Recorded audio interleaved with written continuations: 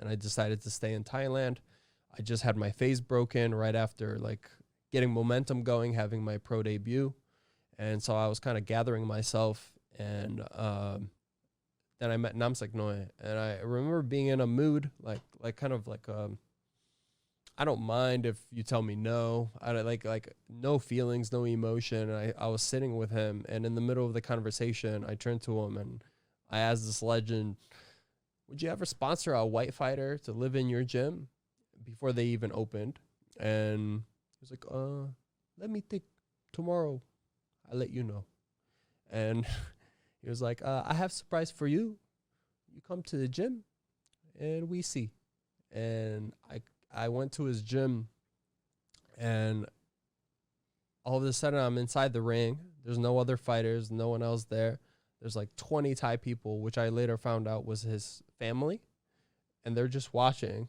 And he did maybe 30 minutes of pad work with me, where I just didn't want to show that I'm ever tired, because I'm in front of all these people. There's no rounds, there's no breaks. We're just hitting pads and training.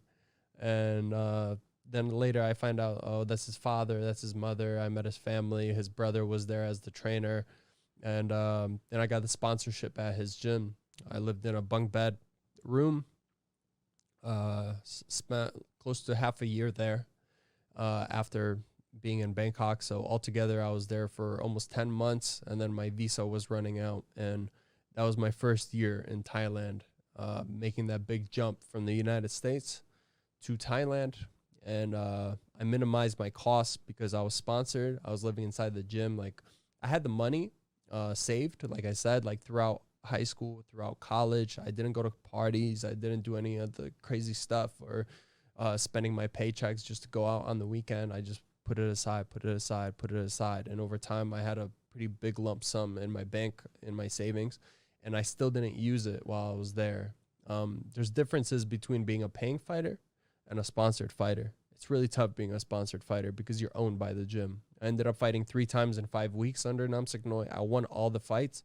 I wouldn't have gotten the tutelage that I got if it wasn't for being a sponsored fighter and living in the gym. But yeah, I took a lot of wear and tear and a lot of emotional damage that I had to kind of work through. You're roughing it there as well. Like, you're probably sleeping like bamboo hut style as well.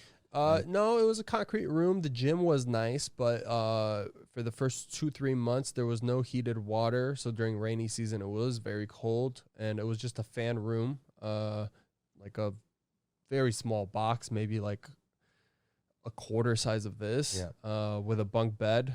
And like there was like a 16-year-old fighter on the top bunk. I was on the bottom bunk, and there's one fan, so neither one of you really gets it.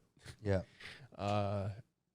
And yeah, just life was just training, eating inside the gym, sleeping, and doing it over and over and over, through whether you had staph, whether you had infections. Like, it's like they don't even know, like, what is that? It's a pimple. Do you think that, like, that's growing you as a fighter, like, is making you much more harder? So when you're getting maybe, like, let's say Americans maybe coming over here for a month, did that, can you you can tough it out. You can tough it out for a month, you know? You can't tough it out for 6 months, and that was pretty much the reason why I wanted to do it. I wanted to do it the way that you heard, you know, like John Wayne Park coming over here and just kind of sleeping in the room and just doing the life the way it was back then. You know, it's now that we have foreign owners of gyms and things like that, it's a lot easier to communicate and kind of figure things out. There's even sponsored fighters that aren't like fighting, you know, like they're kind of just helping promote the gym and doing other things for the gym. But I was simply there to fight, to live inside the gym. I kind of put all the marketing stuff I was doing by the wayside, and I did my best between the sessions, but it was just a period of growth, clinching an hour every single day, running every single session. I couldn't do anything else. There was one session that, This is just, if you enjoyed this content, we're doing 5 clips like this a week. If you want to watch the full podcast, click here.